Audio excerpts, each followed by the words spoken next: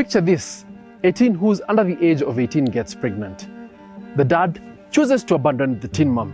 She's left to face a situation where she cannot access maternal health services because she does not have an ID. Once her baby is delivered, she cannot process a birth certificate because she still doesn't have an ID.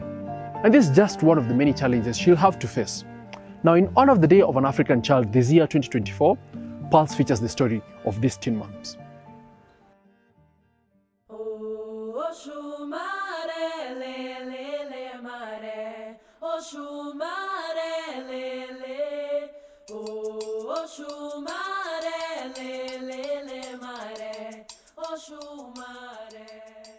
For me, for this Day of African Child, year 2024, I would really want to urge all the government agencies, development partners, to come together and advocate for the rights of children.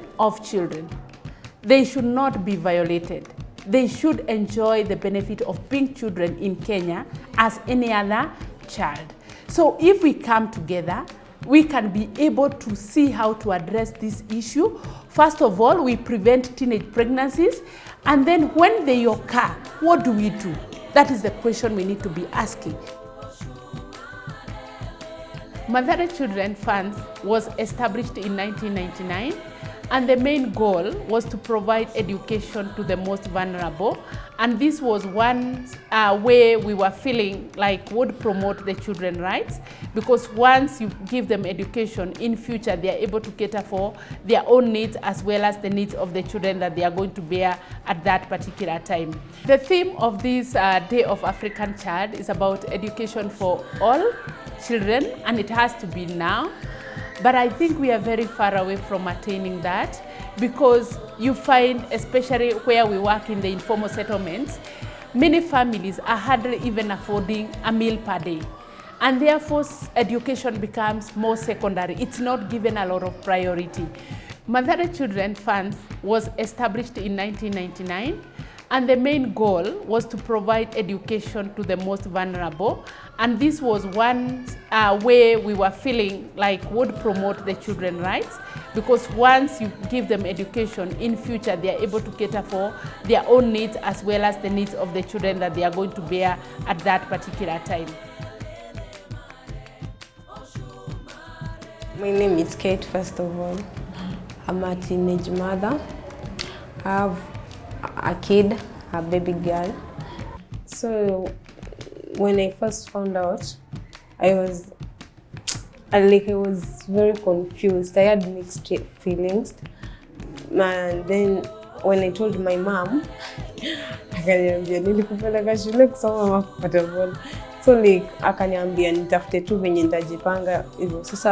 So I had sikuwa na venye nitafanya, so ilikuwa hard. Nilikuwa nataka nilikuwa na options mingi za kutoa, za kukeep, so I was confused. But nika decide to ni keep. I expected her to react that way. Oh, yeah, because she was very harsh. I was raised by a stepdad. So alicut off story yangu kabisa hadi leo. Yeah, but for my aunts walisema nimewa disappoint hivyo. Yeah. So hao walikuwa wanataka nitoe kabisa, but mimi nikakataa.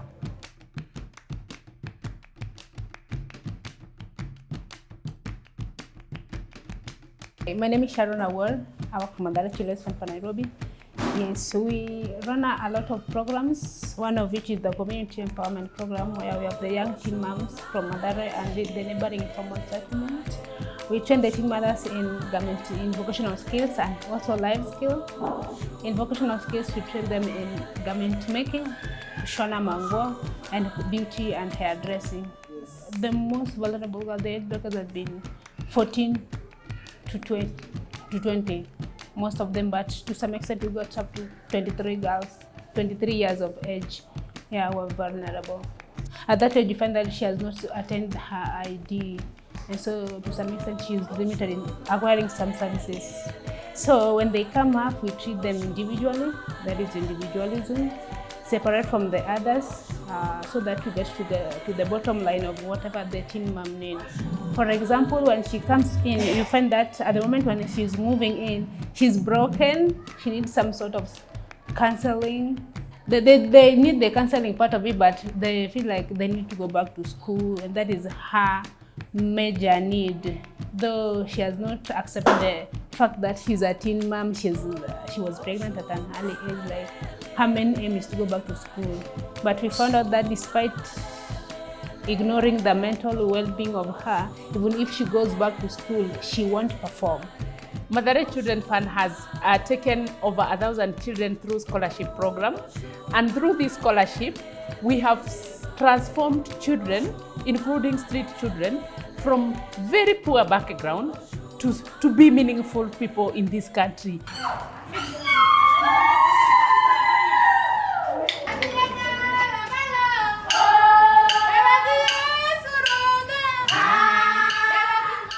Initially, when we immediately enrolled the girls, they were very emotional.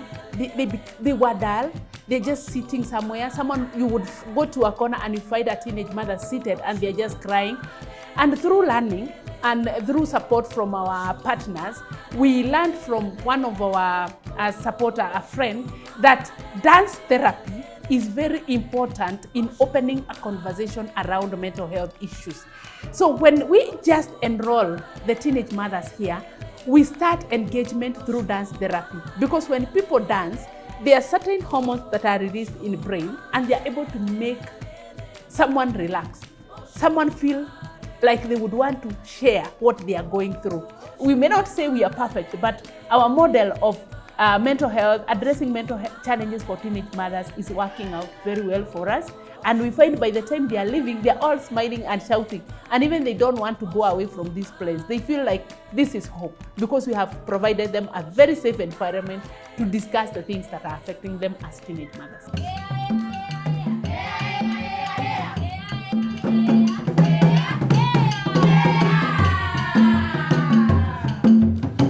My name is Elijah Kandiero-Tok. I serve at the National Commission on Human Rights as a Senior Human Rights Officer, and I'm also an advocate of the High Court of Kenya. This year, in the month of June, we will be commemorating the Day of the African Child based on the theme Education for All. So it is focusing on building resilience for the African child to ensure that their rights to education is enhanced and realized. So as the Kenya National Commission on Human Rights, we will be collaborating with other agencies, both from the state and non-state actors, to commemorate and to take stock on what we have achieved so far as a country in terms of realizing access to education to all children within our country, and also to take measures and to restate our commitment towards ensuring that every child in Kenya has access to at least free basic education. How the Commission has designed programs around human rights for children, we do have focal points. Ideally, it should be actually a wider department specifically to look at that, but because of the resources, we now have focal points who are looking in towards mainstreaming children's rights within the Commission and also within the public sector. We've had programs to ensure that school heads are putting measures to protect teen mothers so that they continue with their education and also collaborate with their parents to ensure that these children are also taken care of so that the teen mother can continue with their learning. Despite her being a child and needing care and protection, and because of the nature of her pregnancy being considered as high risk, then there should be protective measures within the school and also with other parents within the society to ensure that this special care is given to the teen mothers to ensure that their rights are protected. Experience yangu venye nilikuwa na ball haikuwa rahisi. Juu venye nilipata ball, babangu hakuwa ananiaccept kama mtoto wake.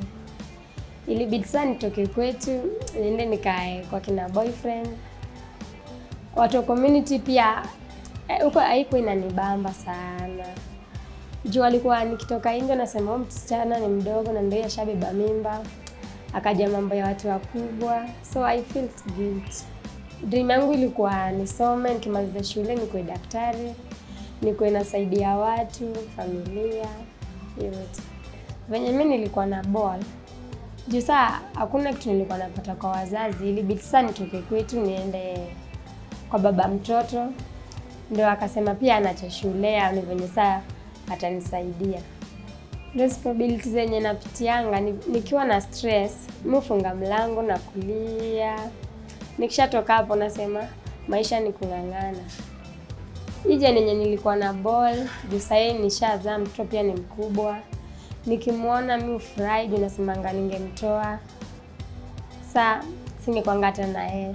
Juu pia maisha yangu nilikuwa nimeshaona imefika mwisho. I always feel happy nikimuona. There's no country that has really had a specific policy or registration that takes into account the needs of teenage mothers and their babies. There is no country. And I think Kenya, we can set the pace. We are not glorifying teenage pregnancies. We know they are wrong. But where we are right now, they are happening. Yeah? Actually, Kenya the other day was ranked as the 5th country with teenage pregnancies globally. So we are very far away from fighting this vice. So we can't say that we are going to have these problems sorted within one time. We might give it some time. Maybe for the next 5 years or 10 years, we can have a provisional or a transitional identification card to enable these teenage mothers enjoy the services like any other, and their babies to benefit like any other child in this country. Like when I got pregnant and I was 19 years old, I was in second year. I was 19 years old, and actually I was very guilty. Whenever I go home, like I just wanted to be engaged anywhere, not to be asked anything about the baby or the father of the baby. I didn't want anything related to revolving around that. So I was just very guilty, and with my guilt, I found myself engaging in some. To some extent, I wanted to hurt myself because I had nobody to talk with me about it. I only had my shows and my uncles. You know, you're being supported, and then you got pregnant all of a sudden. Like, you don't even see the effort we are making to support you. We are not even our kid. Like, my uncle will come and tell you that I'm just supporting you, but it is not a must. I can withdraw my support. Then I was very desperate and was like, what will I do now? But I hid in school. Sometimes I didn't want to go home because in school I could get some teen mothers who can roll about, walk about, talk, we share, but coming home will be another story. I'll be mentally unstable. So I'll just encourage your fellow teen moms who are actually facing challenges at home. They're still alive.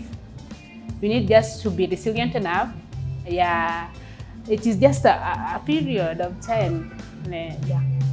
Every child that is born in Kenya should be documented, and every child that is born, especially to Kenyan parents, should actually be incorporated into the system. One way of ensuring that the rights of these children are protected, their right to obtain a name and a nationality, starts at the point of registration. For a teen mother, one of the requirements for registering for a birth certificate is that you are required to have a national identity card. And so not every person in Kenya has access to the national identification card. But because this child is a Kenyan that is born within our jurisdiction, then there are measures to cater for this teen mother. This letter would now serve as a proof of identification to say that this indeed you are a Kenyan, and that you are a child and your parents are Kenyan and you live in a certain locality. In addition to this is when now this form can be used to provide the information about the teen mother and the teen father, if the case may be, so that the child is registered. Now, it is common practice for many parents, especially teen mothers, to find themselves in difficult situations, in a dilemma as to how to express themselves when accessing these services.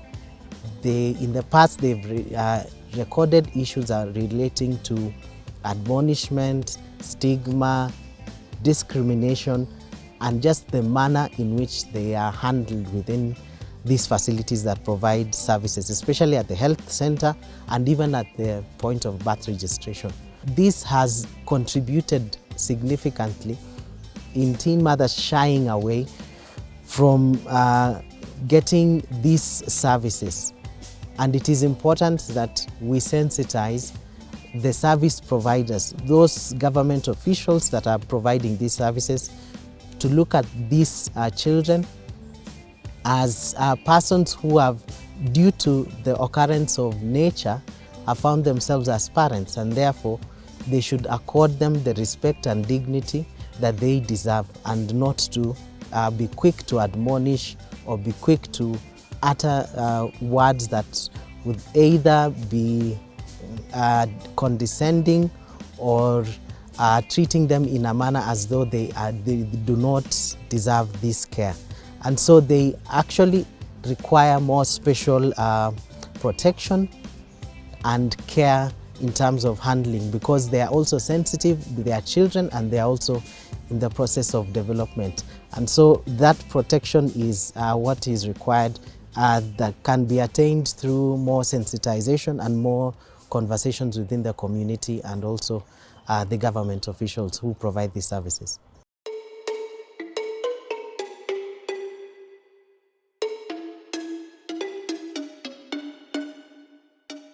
Njia yenye gava inaweza saidia nayo teen parents kupata hizi like kujisaidia, it's maybe we should be considered as teen parents. Yeah, waeke hadi policy fulani, I don't know how, but waeke tu ya kutu support na kutu cover.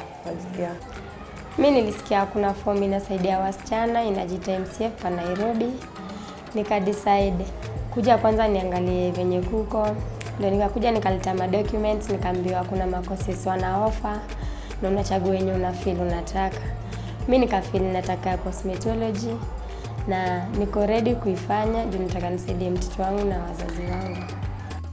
The ultimate thing for teen moms in terms of advancing their rights is that the fact that you've become a teen mother does not stop you from enjoying your rights as a person within society. It does not stop you from continuing with your education. It does not stop you from accessing critical services, including healthcare, education, and even social protection. So it is important for teen mothers to not be afraid to come out and speak about their concerns, because no one speaks it best as opposed to yourself.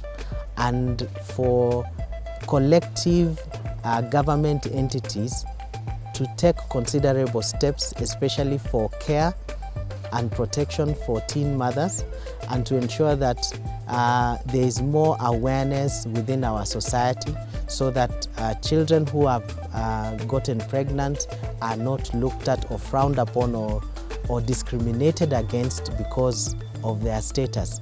It is part of life, and any person who is young can find themselves in such a situation, and the ultimate is that it doesn't mean that it is the end of life, or it means that everything has to stop, or you will now continually face discrimination because of your status.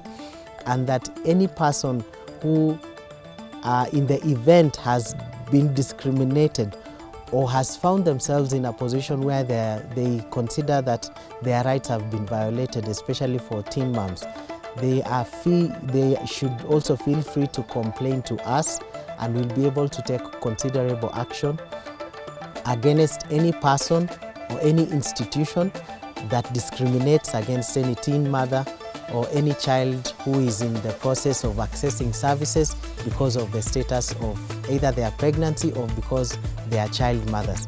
And so it calls upon us all to give consideration and to accommodate these children, because they need ultimately our care and our protection so that these new children or newborn are also protected and brought up as any other child within our society.